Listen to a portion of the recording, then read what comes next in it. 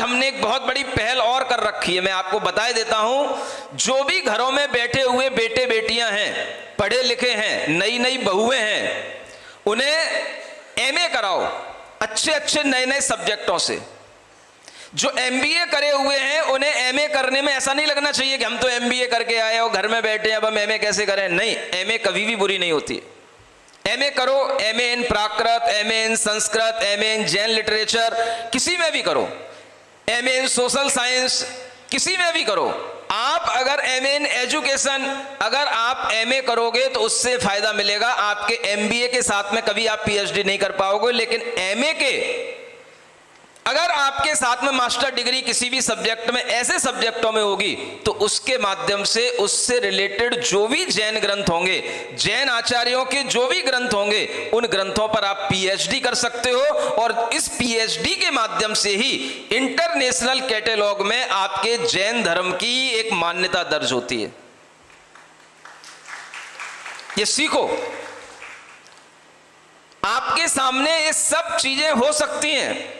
आपके घरों में बहुएं बेटियां बैठी हैं, कुछ नहीं कर रही हैं।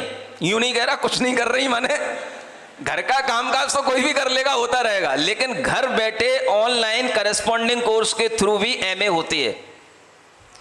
बड़ी बड़ी यूनिवर्सिटियों से हो सकती है, इग्न्यू से हो सकती है, इधर तुम्हारा दमोह में एकलव्य है उससे हो सकती है, आसपास तुम्हारी रीवा की यूनिवर्सिटी है वहां से हो सकती है। वहां पर भी एक जैनिज्म का डिपार्टमेंट बन सकता था, वहां पर भी कुछ बात हुई थी, लेकिन वो सब बातें समाज की कमजोरियों के कारण से पड़ी रह जाती हैं और कुछ काम नहीं होते हैं। समाज के लोगों को सिवाय मंदिर में पूजा, अभिषेक और शांति धारा के अलावा कुछ आता ही नहीं है। दुनिया की एनर्जी, दुनिया का पैसा सिर्फ इसी में लग रहा है, शिक्षा के नाम पर बिल्कुल शून्य हो रहे हैं। जब तक आपका शिक्षा के लिए ग्राफ नहीं बढ़ेगा, तब तक दुनिया के सामने आप शिक्षित नहीं कहलाओगे, भले ही आप 100% शिक्षित हो। ये ध्यान रखना। हर घर में से एक एक बेटी बहू को जैनिज्म के सब्जेक्ट के साथ में पीएचडी करानी चाहिए।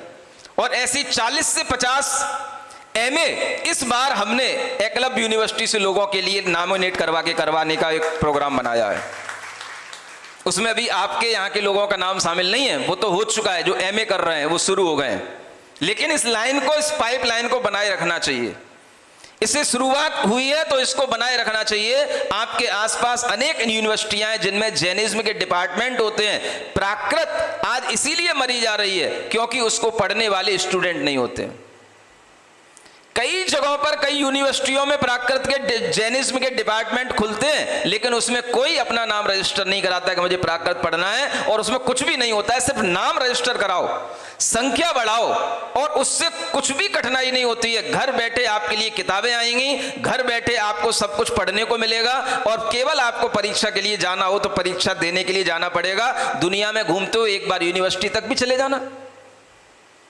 ये काम जब तक आपके द्वारा नहीं होगा, तब तक आपकी इन पढ़ाई लिखाइयों से जो बच्चों के लिए लाखों करोड़ों खर्च करते हो, इससे जैन धर्म का कोई उद्धार नहीं हो रहा है।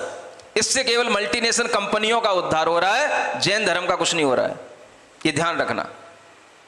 आज आपके सामने ये चीजें हैं, आप इन चीजों के माध्यम से अपने जैनिज्म की श्रद्धा अपने बच्चों तक पहुंचा सकते हैं। बच्चा किसी भी तरीके की फैकल्टी के साथ में पढ़ा हुआ हो, स्ट्रीम के साथ में पढ़ा हुआ हो, उसे एमए किसी ना किसी ऐसे सब्जेक्ट में कराओ जो आगे चल करके वह पीएचडी करे, और पीएचडी करने से ही उसे समझ में आएगा कि जैन ग्रंथों में क्या लिखा हुआ है।